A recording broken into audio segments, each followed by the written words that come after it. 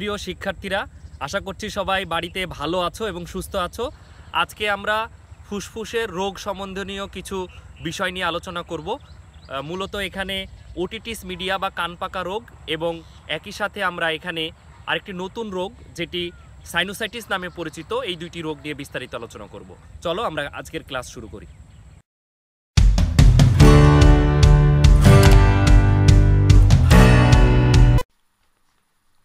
প্রিয় শিক্ষার্থীরা, আজকে আমরা শ্বাসনালীর বিভিন্ন সমস্যা বা শ্বাসনালীর বিভিন্ন রোগ সম্পর্কে আলোচনা করব। ইন্টারমিডিয়েটের সিলেবাসের অন্তর্ভুক্ত দুটি রোগ নিয়ে আজকে আলোচনা করব, যেটা বিশ্লেষণধর্মী প্রশ্নের ক্ষেত্রে অত্যন্ত গুরুত্বপূর্ণ। আশা করছি এই দুটি রোগের কারণ, লক্ষণ, প্রতিকার এবং চিকিৎসা সম্পর্কে যাবতীয় তথ্য আজকের ক্লাসে উপস্থাপন করব এবং তোমরা বাসাতে যে কোনো রাইটার্সের বই থেকে, সেটা আব্দুল আলিম হতে পারে, গাজী আজমল হতে পারে, বা অন্য যে কোনো বাজারে যে বইগুলো পাওয়া যায় সেখানে খুব সুন্দরভাবে আলোচনা করা আছে, সেখান থেকে তোমরা পড়ে ফেলবা। তো আজকে প্রথমে আমি যে রোগটা নিয়ে কথা বলবো, খুব পরিচিত একটি রোগ। সেই রোগটার নাম হচ্ছে সাইনোসাইটিস। খুব কমন একটি ডিজিজ। তুমি শুনবা যে কেউ বলতেছে যে আমার সাইনাসের সমস্যা আছে, তার মানে সেই রোগটি হচ্ছে সাইনোসাইটিস ডিজিজ। তো প্রথমেই আমরা এই সাইনোসাইটিস রোগের কারণ এবং এ সম্পর্কিত যে সকল লক্ষণগুলো প্রকাশিত হয় সেটা নিয়ে কথা বলবো এবং এই রোগ থেকে বাঁচার উপায় সম্পর্কেও বলবো। এবং অবশ্যই এই রোগ হলে একজন বিশেষজ্ঞ ডাক্তারের পরামর্শ অনুযায়ী ঔষধ সেবন করতে হবে। এছাড়াও কিছু প্রচলিত চিকিৎসা আছে যেগুলো সম্পর্কেও এই ক্লাসে আলোচনা করা হবে। এরপরে আমরা আরেকটি রোগ নিয়ে পড়ব, যেটি শ্বসনতন্ত্রের সাথে সম্পর্কিত আরেকটি রোগ, সেটাকে কানপাকা রোগ নামে খুব বেশি প্রচলিত, যেটাকে আমরা ওটিটিস মিডিয়া বলি।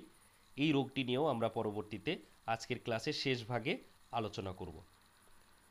তাহলে প্রথম ভাগে আমরা এই সাইনোসাইটিস রোগ নিয়ে একটু আলোচনা করে ফেলি, যেটা পরীক্ষার জন্য অত্যন্ত গুরুত্বপূর্ণ। ফুসফুস, শ্বাসনালী, গলা বা সাইনাসের যে কোনো ধরনের সংক্রমণকে শ্বাসনালীর সংক্রমণ বলে। সাধারণত ইংলিশে এটাকে বলা হয় রেসপিরেটরি ট্র্যাক্ট ইনফেকশনস, বা সংক্ষেপে এটাকে ক্যাপিটাল লেটারে লেখা হয় আরটিআই। সাধারণত ভাইরাসের কারণে এ ধরনের সংক্রমণ ঘটলেও অনেক ক্ষেত্রে ব্যাকটেরিয়া দ্বারাও এ ধরনের সংক্রমণ ঘটতে পারে। সাধারণত ঠান্ডা লাগা এই সমস্যা থেকে এই সাইনোসাইটিস বা অন্যান্য ধরনের শ্বাসনালীর সংক্রমণজনিত সমস্যাগুলোর আবির্ভাব ঘটে। শ্বাসনালীর সংক্রমণ বয়স্ক মানুষ অপেক্ষা শিশুদের কিন্তু বেশি হয়, কেননা তাদের যে ইমিউনিটি সিস্টেম বা রোগ প্রতিরোধ ক্ষমতার যে পদ্ধতি সেটা পরিপূর্ণভাবে বিকশিত হয় না। এই জন্য এই সমস্যাগুলো তাদের ক্ষেত্রে একটু প্রকট বা বেশি দেখা যায়। চিকিৎসকগণ সাধারণত এই শ্বাসনালীর সংক্রমণকে দুইভাবে তারা আলোচনা করে। একটা হচ্ছে শ্বাসনালীর উপরের সমস্যা বা ঊর্ধ্ব শ্বাসনালীর সংক্রমণ। এতে নাক, কান, সাইনাস, গলা আক্রান্ত হয়, সাধারণত ঠান্ডা বা টনসিলাইটিস অথবা সাইনোসাইটিস বা স্বর যন্ত্রের সংক্রমণ, যেটাকে আমরা ল্যারিনজাইটিস বলি, ওটিটিস মিডিয়া, এগুলো সবই কিন্তু ঊর্ধ্বনালীর সংক্রমণ। সুতরাং এই ঊর্ধ্বনালীর বা ঊর্ধ্ব শ্বাসনালীর সংক্রমণটাই কিন্তু সিলেবাসের অন্তর্ভুক্ত বিষয়। এখান থেকেই প্রশ্নটা আসে। এক্ষেত্রে মাথা ব্যথা, নাক দিয়ে পানি পড়া, গলা ব্যথা, হাঁচি, পেশিতে যে ব্যথা হয়, এইগুলো হচ্ছে প্রাইমারি সিমটম হিসাবে দেখা দেয়। আর নিম্ননালীর বা নিম্ন শ্বাসনালীর সংক্রমণ বলতে বোঝানো হচ্ছে সরাসরি ফুসফুস আক্রান্ত হয়, এখানে জ্বর আসবে, ফ্লু হবে। সাইনোসাইটিস না এটার মধ্যে অন্তর্ভুক্ত। ব্রঙ্কাইটিস হতে পারে, নিউমোনিয়া হতে পারে, বা টিউবারকুলোসিস হতে পারে, যেটাকে আমরা যক্ষ্মা বলি। এগুলো সবই কিন্তু নিম্ন শ্বাসনালীর সমস্যা। ঊর্ধ্ব শ্বাসনালীর মতো এ ধরনের সংক্রমণেরও প্রধান লক্ষণ হলো কিন্তু কাশি। ঊর্ধ্ব বা নিম্ন শ্বাসনালীর যে কোনো সংক্রমণের ক্ষেত্রে কাশি কিন্তু একটি প্রধান লক্ষণ।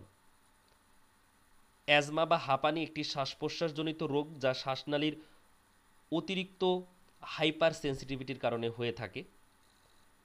প্রদাহজনিত কারণে শ্বাসনালীর স্বাভাবিক ব্যাস কমে গিয়ে শুরু হয়ে যায়, ফলে যেটা হয় ফুসফুসে পর্যাপ্ত বাতাস যাতায়াত করতে পারে না এবং দেহে অক্সিজেনের অভাব অনুভূত হয়। ঠান্ডা লাগা শ্বসনতন্ত্রের সংক্রমণজনিত একটি রোগ। এটা সাধারণত 200-রও বেশি ধরনের ভাইরাস দ্বারা সংক্রমিত হয়ে এই রোগটা হয়। নিউমোনিয়া এটি ফুসফুসের প্যারেনকাইমার প্রদাহজনিত একটি রোগ যা সাধারণত ভাইরাস এবং ব্যাকটেরিয়া দ্বারা হয়ে থাকে। আজকে আমরা ঊর্ধ্বনালীর এই যে সাইনোসাইটিস নিয়ে পড়ছি, এটা 4 জোড়া সাইনাসের সাথে সম্পর্কিত। মুখমণ্ডলের হাড়ের ভিতরে কতগুলো বায়ুপূর্ণ গহ্বর আছে যেগুলো নসিকা গহ্বরে উন্মুক্ত হয়, এদের সাইনাস বলে। এই 4 জোড়া সাইনাসের মধ্যে তুমি নামগুলো দেখতে পাচ্ছ। ফ্রন্টাল, তারপরে দেখতে পাচ্ছ এই যে নাকের পাশে এক জোড়া স্ফেনয়েড, তারপরে আছে অ্যাথোময়েড এবং ম্যাক্সিলারি। এই যে ম্যাক্সিলারি সাইনাস, ফ্রন্টাল, অ্যাথোময়েড এবং স্ফেনয়েড সাইনাস, এগুলোর অবস্থান হচ্ছে ভিন্ন ভিন্ন জায়গায়। আমরা দেখতে পাচ্ছি ম্যাক্সিলারি সাইনাস এটা গালের উপরে অবস্থিত। ফ্রন্টাল এটা কপালের সামনে বিস্তৃত থাকে। অ্যাথোময়েড এটা নাকের উপরে অবস্থিত এবং স্ফেনয়েড এটি কপালের পাশে অবস্থিত, এই যে ভিতরের দিকে কিন্তু এটি অবস্থিত। এসব সাইনাস মিউকাসের পর্দা দ্বারা আবৃত থাকে এবং পিচ্ছিল মিউকাস সৃষ্টির মাধ্যমে নসিকা পথকে সিক্ত এবং জীবাণুমুক্ত রাখে। এটাই হচ্ছে এর প্রধান কাজ। তবে কোনো কারণে সাইনাসগুলোর মধ্যে যদি ঘা হয় বা পানি জমে, মিউকাস জমে বা কোনো যন্ত্রণাদায়ক কোনো উপাদান যদি ওর মধ্যে সৃষ্টি হয়, তখনই সেটাকে সাইনোসাইটিস বলা হয়। ডান দিকের ছবিটা দেখো, এর ভিতরে সাইনাসটাকে ফোলা দেখাচ্ছে এবং সাইনাসের মধ্যে কফ বা মিউকাস জমা হয়েছে। সাইনাস কিন্তু সবারই ঠান্ডা লাগলে কম বেশি এই ধরনের সমস্যায় আমরা ভুগি। এই জন্য এটাকে 2 ভাগে ভাগ করা যেতে পারে। একটাকে বলি আমরা অ্যাকিউট সাইনোসাইটিস, আর একটাকে বলা হয় ক্রনিক সাইনোসাইটিস। অ্যাকিউট সাইনোসাইটিস মানে যেটা রেগুলার হয়, ঠান্ডা লাগলে কয়েকদিন হলো তারপরে ঠিক হয়ে গেল। অর্থাৎ সাইনোসাইটিস 4 সপ্তাহের কম সময় থাকলে তাকে অ্যাকিউট সাইনোসাইটিস বলা হয়। এর ক্ষেত্রে নাকে পানি ঝরবে, গরম বাতাস বের হয়, মুখমণ্ডল বা কপালের চারিপাশে ব্যথা অনুভূত হতে পারে। এটা হচ্ছে অ্যাকিউট বা রেগুলার সাইনোসাইটিস। এটা যে সকল মানুষ সাইনাস দ্বারা আক্রান্ত হয় বা ঠান্ডা লাগলে আমরা এই ধরনের সমস্যা ফেস করি। বাট ক্রনিকটা হচ্ছে 8 সপ্তাহের অধিক কাল সময় ধরে এটা স্থায়ী হবে। অনেকের ক্ষেত্রে ঠান্ডা লাগুক বা না লাগুক এই ধরনের সমস্যা তারা ফেস করবে, যন্ত্রণা করবে, নাক দিয়ে পানি ঝরে, একটু ধুলাতে গেলে, একটু বেশি রোদে গেলে, কোনো কারণে অসুস্থ হলে।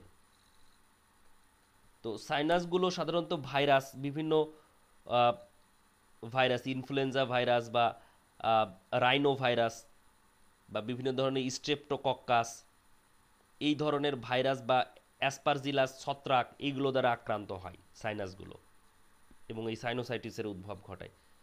নাকে কারোর অ্যালার্জি থাকলে বা নাকের অনেকে আমরা শুনি না যে হাড় বাঁকা বা নাকের ভিতরে বাইরে কিছু ঢুকলে, টনসিলের পিছনে যদি বড় হয়ে যায়, অ্যাডিনয়েডাল গ্ল্যান্ড যদি বড় হয়ে যায়, সেক্ষেত্রে এই রোগটা কিন্তু হতে পারে।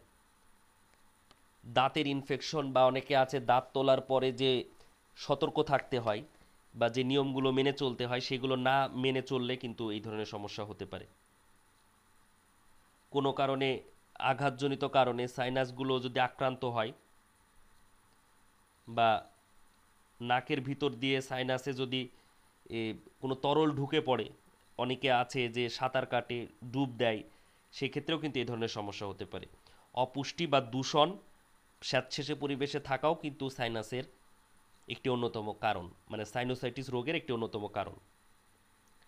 যেসব মানুষ সিস্টিক ফাইব্রোসিস রোগে আক্রান্ত হয় তাদের সাইনোসাইটিস হয়ে থাকে। এটা একটা খুব কমন সিমটমস, মানে কমন কারণ বলতে পারো, সিমটমস না বলে কমন একটি কারণ আমরা বলতে পারি, যে ফ্যাক্টরটার কারণে কিন্তু সাইনোসাইটিস হয়। শ্বাসকষ্ট হতে পারে সাইনোসাইটিস যদি অ্যাকুইট হয়ে যায়, নাক দিয়ে তো ক্রমাগত পানি পড়ে, চোখের আশেপাশ ফুলে যেতে পারে, চোখ লাল হয়ে যেতে পারে, দুপুর থেকে যত দিন গড়াবে রাতে বা বিকেলে বা মাঝরাত্রিতে ব্যথাটা প্রচণ্ড আকার ধারণ করতে পারে, গলায় বা মাথা নিচু করলে বা মাথা পিছন দিকে হেলে দিলে ব্যথা অনুভূত হতে পারে, জ্বর জ্বর ভাব থাকবে সবসময়, কিছুই ভাল লাগবে না, ক্লান্ত একটা ভাব লাগবে, চোখ খুলতে ইচ্ছা করবে না, নিঃশ্বাসের সময় বাজে গন্ধ বের হতে পারে, নাকের ভিতরে পুজ বা নাক বন্ধ হয়ে যাওয়া, এবং সাইনাস যদি এক্স রে করে দেখা যায় তাহলে দেখা যাবে এর ভিতরে একটা ঘোলা ঘোলা মিউকাসের আস্তরণ পড়ে গেছে, এই রকম একটা সিমটমস দেখা যায়। সাইনাসের জটিলতা যদি ব্যাপক আকারে সৃষ্টি হয় তবে এটি জটিল আকার ধারণ করতে পারে, এমনকি ব্রেনের যে আবরণ থাকে মেনিনজেস, সেই আবরণকেও ক্ষতিগ্রস্ত করতে পারে, চোখ নষ্ট করে দিতে পারে, কানের ক্ষতি হতে পারে। এজন্য অবশ্যই সাইনাসের সমস্যা যদি একই আকার ধারণ করে অবশ্যই ডাক্তারের পরামর্শ অনুযায়ী ঔষধ সেবন করতে হবে। এক্ষেত্রে নাক কান গলা বিশেষজ্ঞ ডাক্তারের কাছে যাওয়া দরকার। অ্যান্টিবায়োটিক বা অ্যান্টিহিস্টামিন বা কিছু ড্রপ আছে, ব্যথানাশক কিছু ওষুধ আছে, এগুলোর সাইনোসাইটিসের ক্ষেত্রে অত্যন্ত কার্যকর। যদি একই লাস্ট স্টেজে চলে যায় সেক্ষেত্রে সার্জারিরও দরকার হতে পারে। বিশুদ্ধ পানি পান এবং অনেকেই গরম বাতাস বা মেন্থলযুক্ত ভাপ এটা নিয়ে থাকে, যেটা সাইনাসের ক্ষেত্রে অত্যন্ত কার্যকর এবং ইনস্ট্যান্টলি আরাম পাওয়া যায়, যন্ত্রণা থেকে মুক্তি পাওয়া যায়। অনেকে আছে নাকে লবণাক্ত পানি ছিটকে দিয়ে বা ধুয়ে নিলে কিছুটা হলে ব্যাকটেরিয়া মুক্ত হয়ে এই সাইনোসাইটিস রোগ থেকে সাময়িক সময়ের জন্য পরিত্রাণ পাওয়া সম্ভব। সাইনোসাইটিসের জন্য লম্বা সময় ধরে ওষুধ খেতে হয়। কিছুদিন ওষুধ খেলে এটা মনে হয় ঠিক হয়ে গেছে বা যন্ত্রণা থেকে মুক্তি পাওয়া যায়, কিন্তু ওষুধের পুরো ডোজ কমপ্লিট না করলে এই রোগটার আবার আবির্ভাব ঘটে, সেক্ষেত্রে এটা আরও বেশি কষ্টদায়ক হিসেবে দেখা দেয়। এই জন্য লম্বা সময় ধরে ওষুধ খেতে হবে এবং কোনোভাবেই ঠান্ডা লাগানো যাবে না। চুল ছোট রাখা এবং দেহকে পরিষ্কার রাখা, স্যাঁতসেঁতে পরিবেশে না থাকা, আর্দ্রতাজনিত সমস্যা থেকে বেঁচে থাকা, এগুলো একটা লম্বা সময় ধরে ফলো করলে আস্তে আস্তে এই ধরনের রোগ থেকে মুক্তি পাওয়া সম্ভব। আশা করছি সাইনোসাইটিস সম্পর্কে ডিটেল তথ্য পেয়ে গেছো। এখন আমরা পরবর্তী রোগটি নিয়ে কথা বলবো। এখন যে রোগটা নিয়ে কথা বলছি এই রোগটা কান পাকা রোগ নামে পরিচিত। মেডিকেলের ভাষায় এটিকে বলা হয় ওটিটিস মিডিয়া। যদিও এটা কান পাকা রোগ বলা হচ্ছে বা কানের মধ্যকর্ণের সংক্রমণজনিত একটি রোগ, তবে গলবিল বা শ্বাসনালীর সাথে মধ্যকর্ণ, এই যে নালিকাটা দেখতে পাচ্ছ ইউস্টেশিয়ান নালী, আমরা যখন কানের গঠন দেখব বা কান নিয়ে ডিটেল পড়ব তখন তুমি দেখবা যে মধ্যকর্ণ এই ইউস্টেশিয়ান নালিকার মাধ্যমে গলবিলের সাথে যুক্ত থাকে এবং এই যে এই জায়গাটায় তিনটা হাড় দেখতে পাচ্ছ, ম্যালিয়াস, ইনকাস এবং স্ট্যাপিস, এই তিনটা হাড় এর এই জায়গাটা যে ফাঁকা অংশ এটাই হচ্ছে মধ্যকর্ণ, এই জায়গাটায় বাতাস থাকে। তো এই বাতাসের চাপ রক্ষিত হয়, বাতাসটা আসা যাওয়া করে ইউস্টেশন নালী হয়ে। যদি কোনো কারণে বাতাস ছাড়া এই মধ্যকর্ণের এই অংশে কোনো মিউকাস, কোনো তরল আমাদের শ্বাসনালী দিয়ে এসে গলবিলের মাধ্যমে ইউস্টেশন নালিকা হয়ে এই জায়গাটায় জমা হয়, তখনই এই জায়গাটায় বিভিন্ন ব্যাকটেরিয়া বা অণুজীব সংক্রমণ করে, যন্ত্রণার সৃষ্টি হয়। এবং দেখতে পাচ্ছ এটাই হচ্ছে সেই টিম্প্যানিক পর্দা, যেটাকে বাংলায় লিখেছে কর্ণপটহ। এই টিম্প্যানিক পর্দায় একটা প্রদাহের সৃষ্টি হয়, একটা যন্ত্রণার সৃষ্টি হয়, তখনই আমরা ওই রোগটিকে কান পাকা রোগ বলে থাকি। সুতরাং এটাই অত্যন্ত যন্ত্রণাদায়ক একটি অসুখ। অনেকে আছে এটার জন্য কবিরাজ বা বিভিন্ন ঝাড়ফুঁক করে। আসলে এর মাধ্যমে এই রোগ থেকে পরিত্রাণ পাওয়ার কোনো উপায় নেই। অবশ্যই চিকিৎসকের পরামর্শ অনুযায়ী ঔষধ সেবন করতে হবে। যদিও এটি মধ্যকর্ণের সংক্রমণ, তবুও এটি আমাদের শ্বসনতন্ত্রের সাথে সম্পর্কিত বিধায় এই অধ্যায়ে আলোচনা করা হয়েছে। আমরা এই রোগের কারণ, লক্ষণ, প্রতিকার এবং চিকিৎসা পদ্ধতি সম্পর্কে এখন বিস্তারিত আলোকপাত করব। আশা করছি এই ক্লাস শেষে তুমি এই তথ্যগুলো পাবে এবং বাসায় বাকিটা পড়ে ফেলবে। যদিও মধ্যকর্ণের সংক্রমণকে ওটিটিস মিডিয়া বলা হয়, এটি একটি দীর্ঘস্থায়ী একটা যন্ত্রণাদায়ক অসুখ। কানের পর্দা, যেটাকে আমরা টিম্প্যানিক পর্দা বলছি, এবং অন্তঃকর্ণের মাঝে বিদ্যমান যে ইউস্টিশিয়ান নালিকা থাকে, এই ইউস্টিশিয়ান নালিকার মাধ্যমে তরল পদার্থের আবির্ভাবের মাধ্যমে এই রোগটা হয়। বয়স্কদের তুলনায় শিশুরা এই রোগে বেশি আক্রান্ত হয়। সাময়িকভাবে বা দীর্ঘ সময়ের জন্য কানে শুনতে পাবে না আক্রান্ত ব্যক্তি, অথবা অনেক ক্ষেত্রে এই টিম্প্যানিক পর্দা ছিঁড়ে যেতে পারে। বেশ কিছু প্রজাতির ব্যাকটেরিয়া, ভাইরাস এবং ছত্রাক এই মধ্যকর্ণে জন্মাতে পারে যদি এখানে কোনো তরল পদার্থ জমা হয়। স্ট্রেপ্টোকক্কাস বা মোরাক্সেলা এই জাতীয় ব্যাকটেরিয়াগুলো এখানে জন্মায়। মধ্যকর্ণের এই অংশটি অনেক ফুলে গেলে এই প্রাচীরগুলোও কিন্তু সংক্রমণের শিকার হতে পারে এবং এখানে পুঁজ জমা হবে, যেটি অনেক সময় এই টিম্প্যানিক পর্দা ছিঁড়ে গিয়ে বহিকর্ণ হয়ে পিনা ঘেঁষে এটা আমাদের দেহের বাইরেও চলে আসতে পারে। শিশুদের রোগ প্রতিরোধ ক্ষমতা কম থাকায় ঠান্ডার কারণে এই কানের এই রোগটির উদ্ভব ঘটে।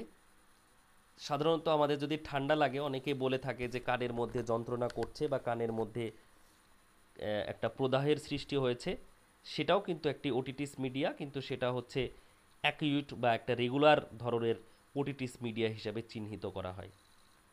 তবে এটি যদি লম্বা সময় ধরে কারো থাকে, যে 12 মাসের মধ্যে ম্যাক্সিমাম সময় তার একটু ঠান্ডা লাগলে বা একটু বৃষ্টির পানিতে ভিজেছে বা কোনো কারণে তার শারীরিক যে সক্ষমতা সেটার কিছুটা ভাটা পড়লেই যদি কানে যন্ত্রণা শুরু হয়, তাহলে বুঝতে হবে যে ওটিটিস মিডিয়াটা তখন ক্রনিক আকার ধারণ করেছে।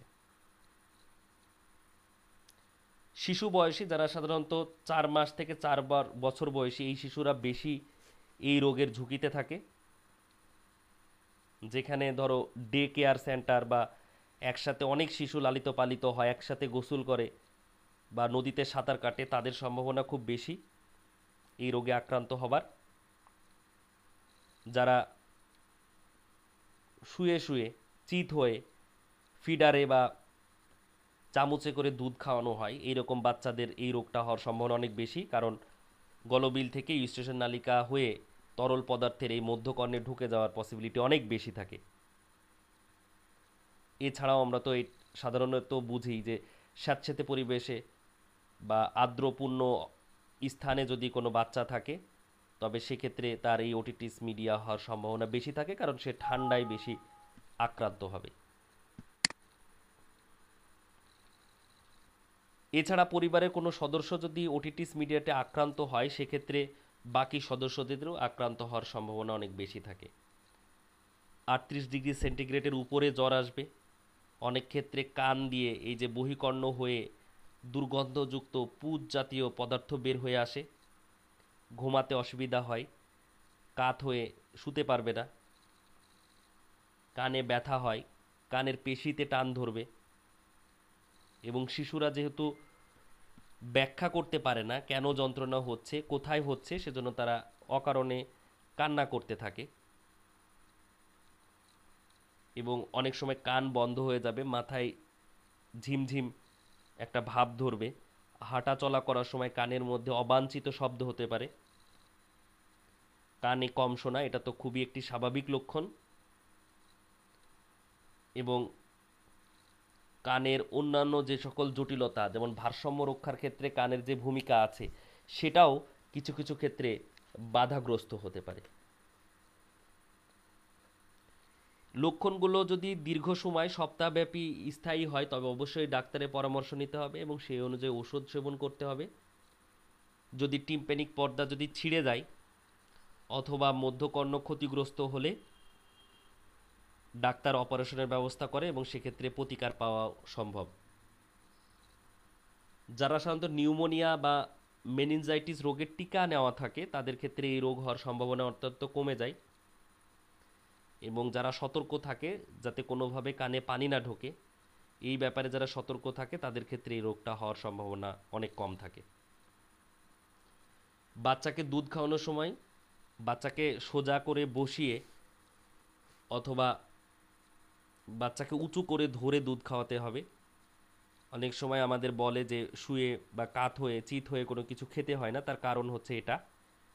এটা বড় মানুষের ক্ষেত্রেও হতে পারে, পূর্ণবয়স্ক মানুষের ক্ষেত্রেও হতে পারে যে গলবিল থেকে তরল পদার্থ মধ্যকর্ণে প্রবেশ করতে পারে। এই জন্য তরল জাতীয় খাবার, পানি, এই জাতীয় বস্তু গ্রহণ করার সময় অবশ্যই স্থিরভাবে বসে খেতে হবে।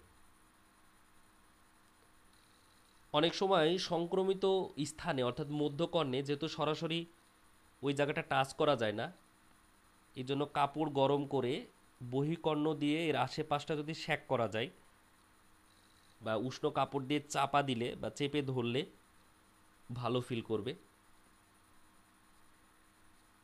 যদি প্রচণ্ড ব্যথা হয় সেক্ষেত্রে ডাক্তারের পরামর্শ অনুযায়ী অবশ্যই ব্যথানাশক ওষুধ খেতে হবে। অনেকে খেলাধুলা বা অন্যান্য কাজকর্মে উৎসাহী করে, এগুলোর মাধ্যমে অর্থাৎ কনসেন্ট্রেশন অন্যদিকে দিলে ব্যথাটা অনেক কমে যায়। মৃদু ব্যথা হলে সেক্ষেত্রে অন্য কাজে ব্যস্ত থাকলে মুক্তি পাওয়া সম্ভব। দীর্ঘদিন বা দীর্ঘ সময়ব্যাপী যদি ওটিটিস মিডিয়া কারোর দেখা দেয় বা এটা নিয়ে কেউ যদি স্বাভাবিক কার্যক্রম চালিয়ে যায়, সেক্ষেত্রে চিরদিনের মতো বধির বা কানে শুনতে পাবে না, এই ধরনের সমস্যাটা হয়ে যাবে এবং সেক্ষেত্রে উন্নত চিকিৎসা নিয়েও আর শ্রবণ ক্ষমতা ফিরে পাওয়া সম্ভব না। এই জন্য প্রাইমারি স্টেজে এটাকে আইডেন্টিফাই করে ডাক্তারের পরামর্শ অনুযায়ী দীর্ঘদিন যাবৎ ঔষধ সেবন করতে হবে, তাহলে এই রোগ থেকে মুক্তি পাওয়া সম্ভব।